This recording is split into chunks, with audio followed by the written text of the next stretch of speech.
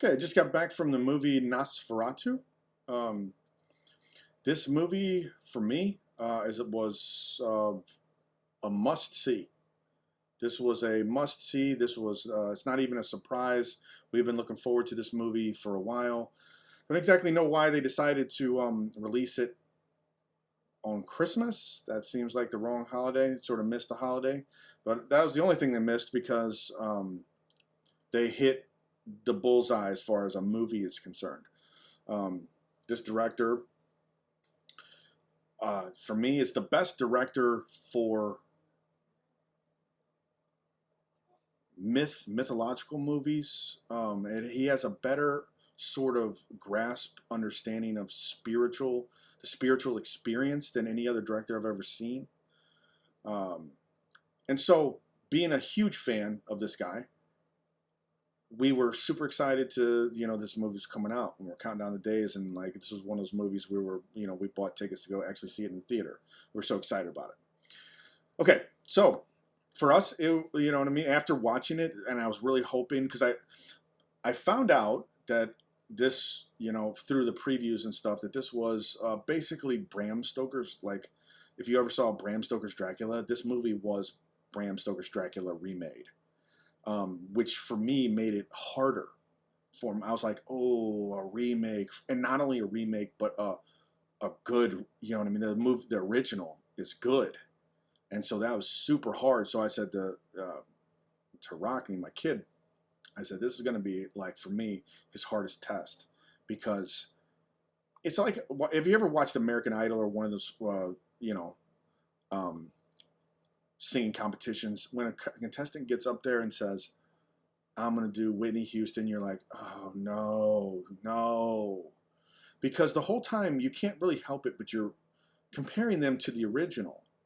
And when the original was done so well, you're setting yourself up to fail. And so when someone would say, I'm going to do a Whitney Houston, you're just like, okay, you can try. You know what I mean? And every now and then, somebody would do it well enough to in a case like this, it's hard to outdo the original, especially when somebody's already like. So if you've already seen Bram Stoker's Dracula, it's a big ask because that was a good movie with a lot of scenes that you're going to remember forever. So in order to get it to do it. In order to do it right, you have to make it your own. You have to make it, it has to be different from the original, still really good, and, and those are the two criteria, but those are hard to do. You know what I mean? Really good, but different, but of course it's got to be the same because it's got to have the same structure.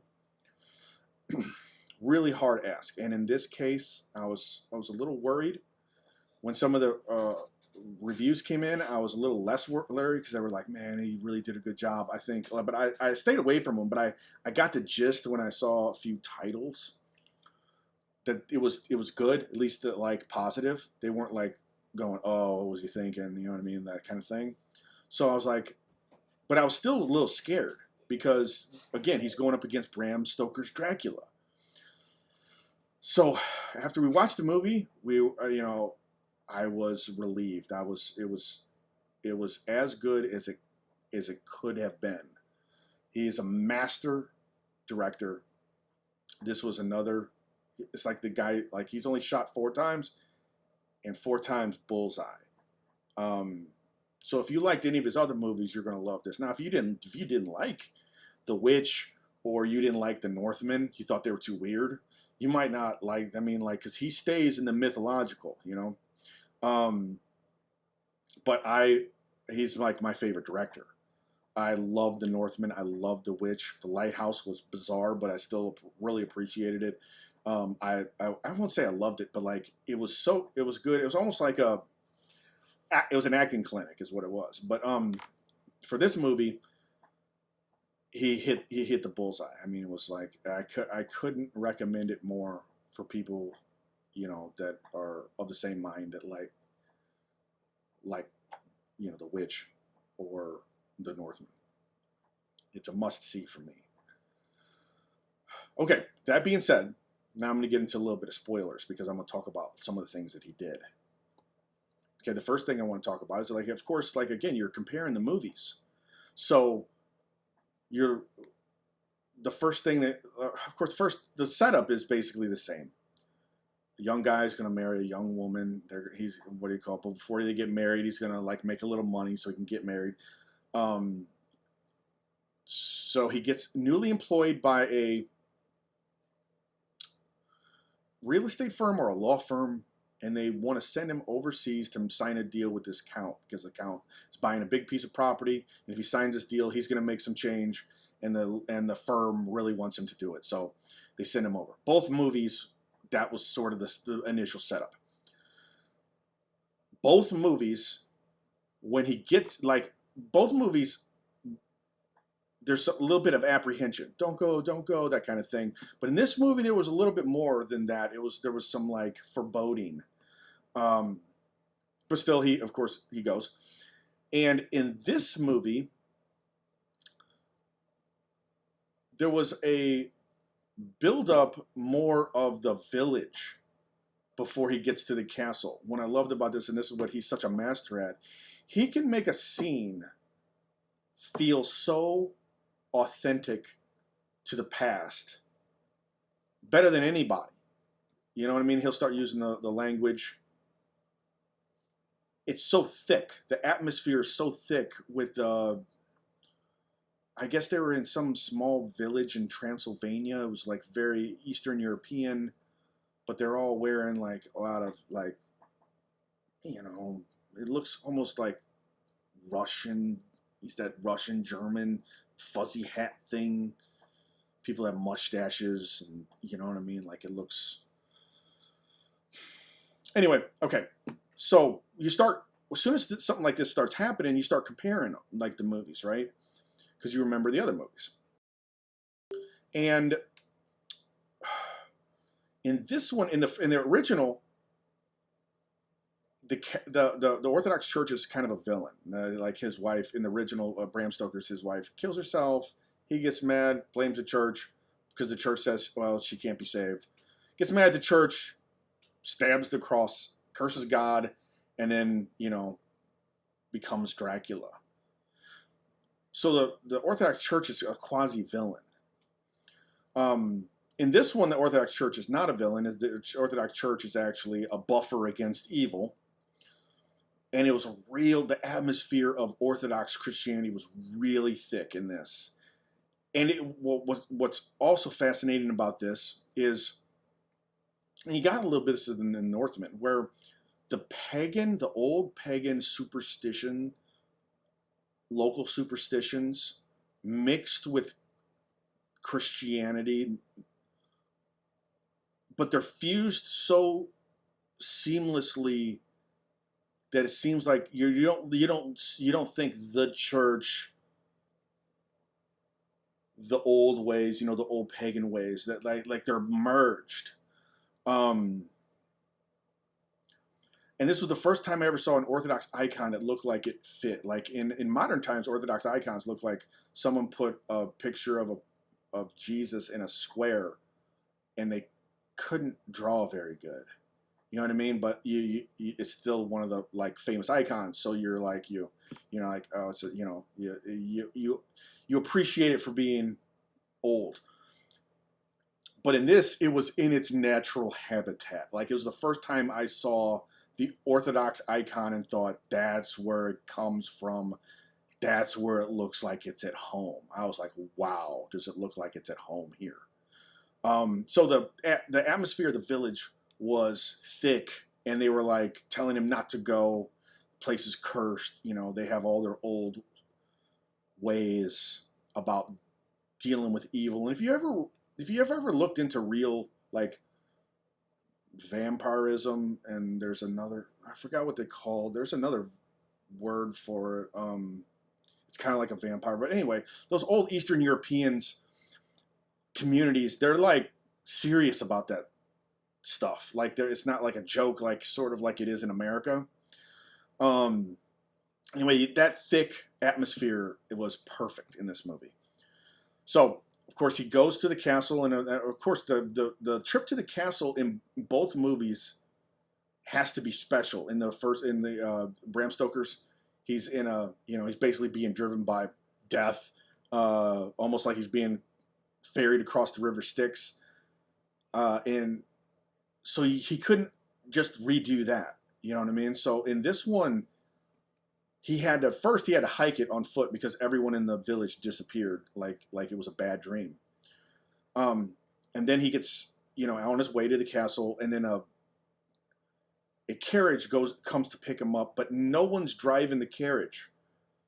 It just stops and opens, and he has a way of making these scenes that are not only dramatic, but they're also super artistic, almost like works of art. You could take a screenshot or a freeze frame of a lot of his scenes, and they're just like magnificent. And this was one of them where the door opens, and it doesn't only open, but you can see the path forward, almost like he's getting into the carriage, and the path that he's looking at is where we're going. So it was like double fold, like there was like there was like meaning in the picture itself. The carriage door opens, he can see through the carriage because the carriage door is not open, and he's seeing straight down the path where he's going to go. So he's willingly getting on that carriage and going where people told him not to go.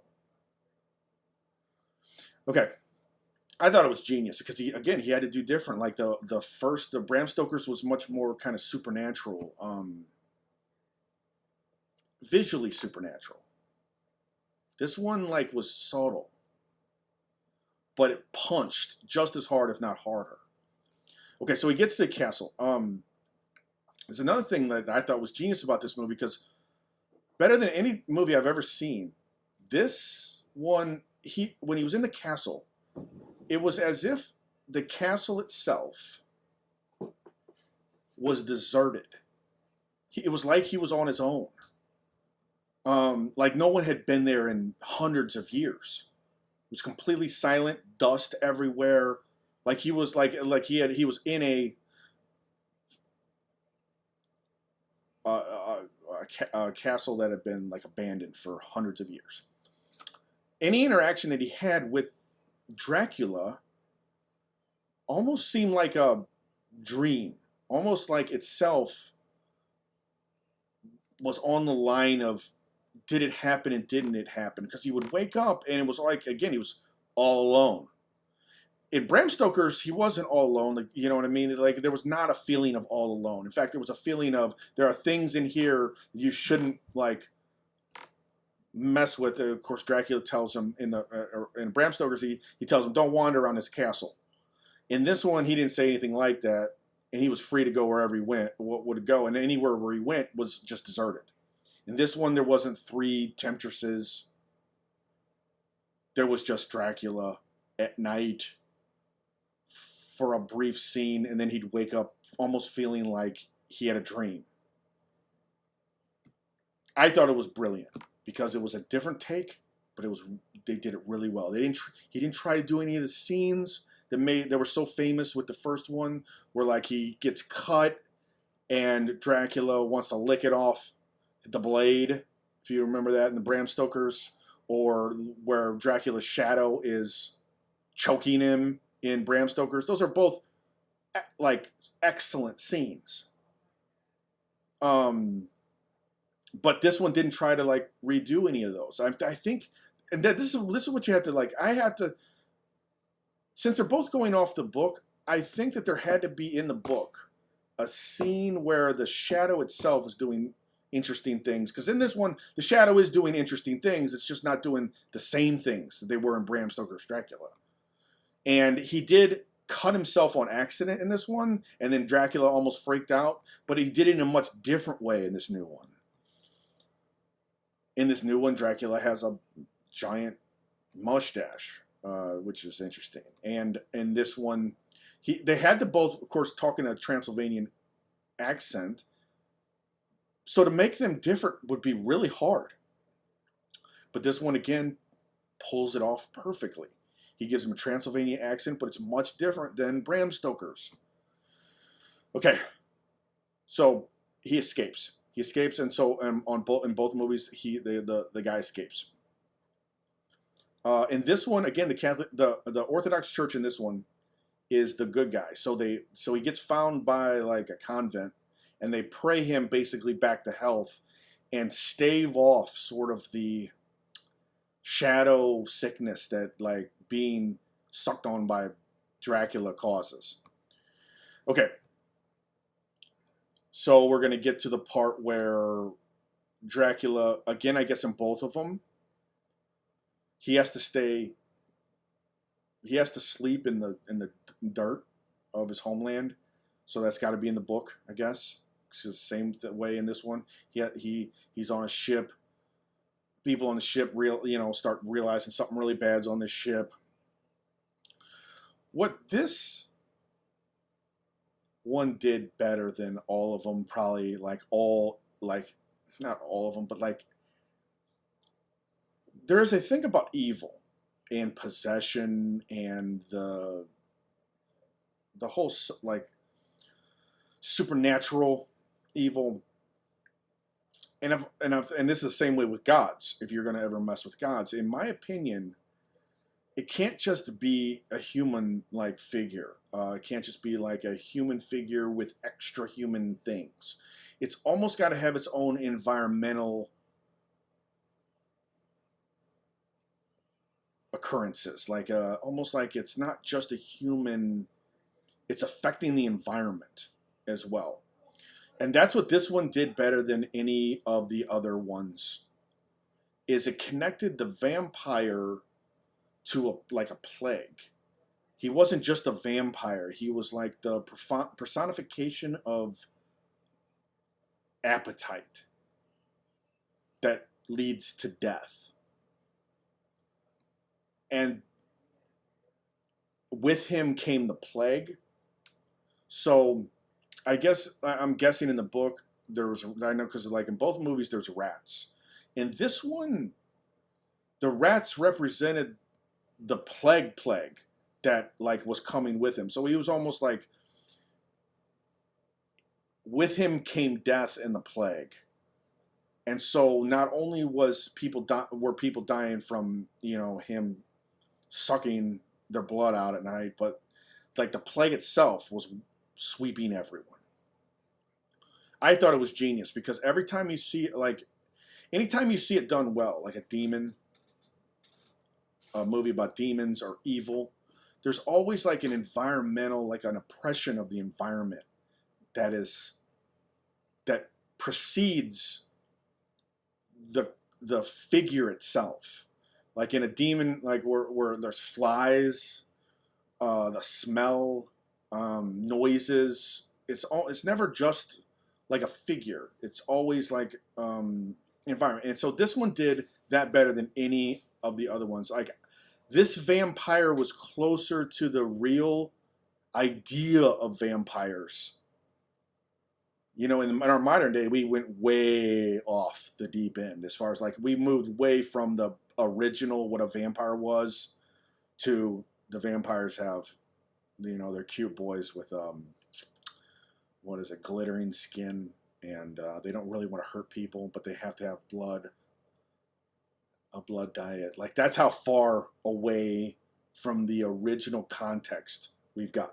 This one brings you back to the original. This thing sucks your life out of you slowly, and it's a disease. It's something that comes upon you. It affects everyone around you. And if you don't watch it, it turns you into it. It has like a mythological connotation, and this one did that masterfully. And not only did it do that, but it brought about a mythological circle in this new one, where to end it, a woman had to give herself freely to it as a sacrifice in order to stop it. That stops its cycle. Then he goes, I guess, back to sleep or dies, essentially, for a while till the cycle begins again. That's what this movie did so much better than the other movies. The other movies, all the modern vampires, they're basically um, humans that like to suck blood, and they do it almost for a like that like it's almost like that has to be their diet. This one was much more attached to the spiritual, personified appetite that ends up killing you, the appetite of something else that drains you of your own lifeblood and like makes your life super miserable and makes everyone else's life miserable around you. It's the personification of that, almost like that in visual form. That's what this movie did better than any other vampire movie that I've ever seen. Probably will see. It's almost like he understands the original vampire myth better than everyone, and therefore could like bring it to screen better than everyone else. Of course, William Dafoe was the vampire hunter. He's very different in this one because he kind of like figures out what the cycle is and desires it to just complete itself. The girl, she's of course the sacrifice. She's the like sort of a Christ figure in this, where she willingly gives herself up to stop death with her blood. The cock crows in the morning. There's a lot of visual scenes in this movie that are like just fantastic. Like the very end scene where William Dafoe's looking out the window. There's a mirror to his left, and it almost looks like a picture of him, like almost looks like a painting, and he's got the cross as a shadow on his cheek, almost like you would see in Ash Wednesday. It's very interesting. Like the visuals themselves could tell a story. So I could probably keep on going on and on, but this is a must-see for me. If you liked The Northman, if you liked The Witch, which I love both of those, loved them. Lighthouse was like okay for me. I appreciated The Lighthouse. I definitely appreciated its spiritual connotation, but the movie itself was like more of an acting clinic for both of those guys. That's when I really realized that Robert Pattinson has some acting chops. I mean, like, because before that, what I know him, I knew him as like the vampire on whatever that one show was, that Twilight, I think. But he's like, that's when I was like, man, this kid's not just he does, not just pretty face. He's got some acting skills. But this guy don't miss. If you're looking for a movie, vampire movie, you have to watch this vampire movie. If you're a fan of mythological or vampires or monsters or anything like that, you have to watch this movie. It's fantastic. Couldn't recommend it more. That's my take. Let me know what you think in the comments, and I'll see you next time.